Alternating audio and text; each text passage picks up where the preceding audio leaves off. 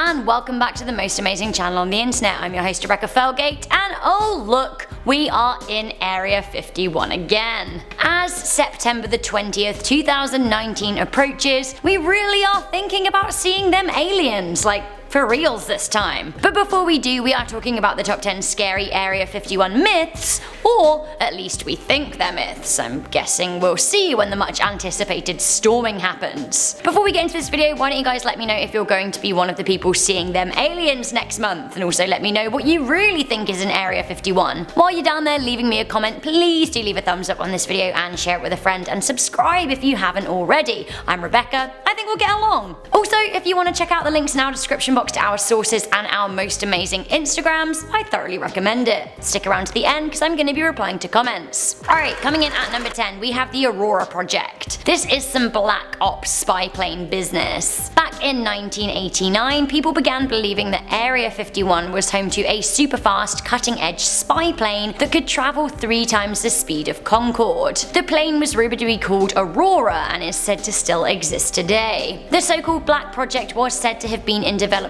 under lock and key in Area 51 and is said to be a triangular plane more powerful than the Lockheed SR-71 Blackbird. Adding fuel to the fire, the plane has been frequently spotted over California and in the UK. In 2014, mysterious sonic booms were heard in London and New York, leading people once again to suspect a spy plane travelling at hypersonic speed. The Air Force are protective of the whole Nevada range, which a lot of people think confirms this so-called myth, but of course the American government has categorically denied the existence of these planes. Why? Well, if they do have cutting-edge state-of-the-art spy equipment, wouldn't it defeat the point in letting people know about it? Coming into number 9, we have mega nukes. I actually just wrote mega nukes, but I thought I'd say it 3 times for dramatic impact. In the past, Area 51 has been linked to nuclear testing, and well, really this isn't too much of a myth, right? Between 1945 and 1992, the United States government did carry out over 1,000 nuclear tests, a lot of which were conducted at the Nevada test site. The government, of course, is pretty hush-hush about it all. Even though test sites are in the Nevada desert, winds can carry nuclear material to cities like Las Vegas, which are pretty close by. Some theorists claim that nuclear fallout in the States has indirectly led to the death of nearing 2 million people, which if it were true would be,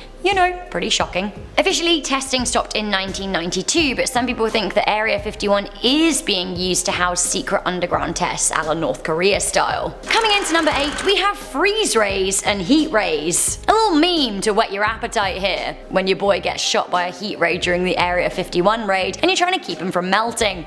Meep. If the American military could be testing nuclear weapons at Area 51, what else could they be developing there? A lot of people think that Area 51 is the center for developing new weapons, the likes of which we haven't seen yet. Perhaps that's what's going on there. Energy weapons. Honestly, I wouldn't be that surprised. Also, I have to say, Baba Vanga, the famous seer and blind mystic, did predict there'd be a war in Rome in 2045 using freeze ray guns, so if they were being developed at Area 51, I guess that would kind of check out on the timeline.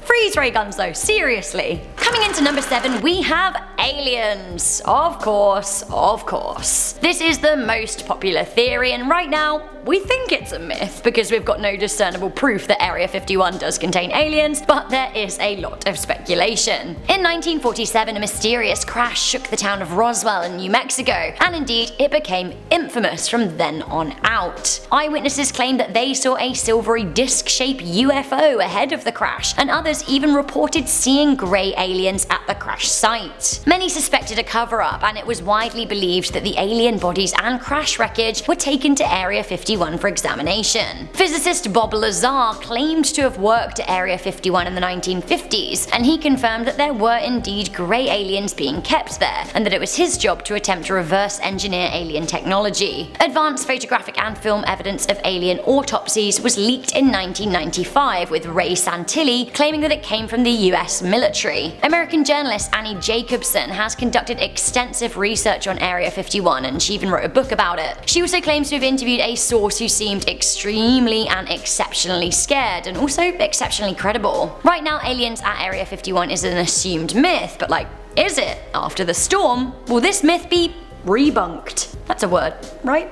It is now. Coming in at number 6, we have alien-human hybrids. So one extension of the whole there are aliens at Area 51 thing is that they're actually breeding them with humans. Honestly, what? There is an article on the crack theory website collectiveevolution.com which claims that agents of a new world order are generating a breed of cross species that look just like us but have the mental and physical capabilities of aliens. Sure. Some think that actually there are indeed the much memed sexy aliens at the facility, and some people are getting off with them left, right and centre to make new human-alien hybrids. Creepy. I know it sounds fun and everything, but like, do you really want to snog an alien?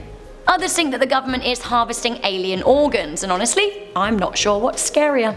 Coming into number 5, we have the One World Government. So I just mentioned it in the previous point. A lot of people do think that Area 51 is the secret meeting place of the Illuminati or the reptilians or a One World Government. The whole reptilian thing has been a popular theory with Americans and the wider world who believe that the world elite is actually made up of lizard people. This theory is most heavily perpetuated by good old David Icke.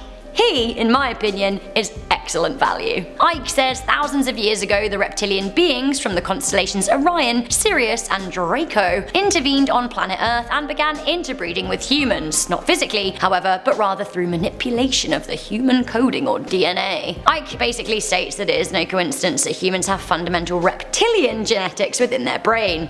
I'd like to see the science. Their headquarters? Area 51. Obviously. I do actually kind of think that Mark Zuckerberg's a lizard though.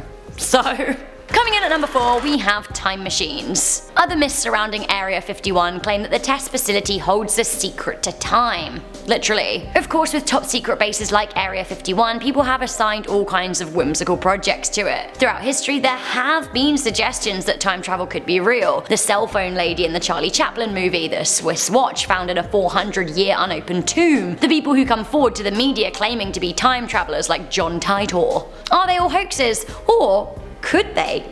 Just could they be time travelers, and if so, is the time machine being held at Area 51? Interestingly, there is a whole host of other theories that UFOs are actually time travelers from the future. Weird. Are we the aliens? Coming into number 3, we have Area 51 doesn't exist. Now this myth has been debunked, but the fact that it was perpetuated for so long is pretty terrifying. Area 51 has been in existence since sometime in the late 1940s to early 1950s, but up until 2013, the United States government refused to acknowledge its existence. Barack Obama was the first president to actually mention it publicly. Before that though, the government doubled down on its denial. It even wrote that neither the Air Force nor the Department of Defense owns or operates any location known as Area 51. In 2005, Jeffrey Rickelson of George Washington University's National Security Archive submitted a Freedom of Information Act request to the US government to disclose the true nature of Area 51. In 2013, Washington did indeed release a bunch of documents. In 2018, they actually finally lifted the ban on satellite imagery over Area 51, which means that you can now see that it very much does exist on Google Maps. The issue here though is that the facility's existence was totally denied but turned out to be real, which kind of makes people nervous as to what else could be being covered up by the government. A lot of people think that the government caved on admitting the facility's existence and actually secretly moved all of the important work away from the test site and is now using it as a red herring, a distraction and a decoy to avoid bringing attention to a new facility, a better guarded secret, an Area 52 if you will. Coming into number 2, we have The Storm is a Joke. The Facebook event created in June 2019 calling for people to storm Area 51 so we could quote unquote see them aliens is said to have started out as a joke, and I guess I can see that. However, the joke has spiraled out of control with, as of the time of this recording, 2 million people threatening attendance. The man who started it has finally revealed his identity, Matty Roberts. Matty.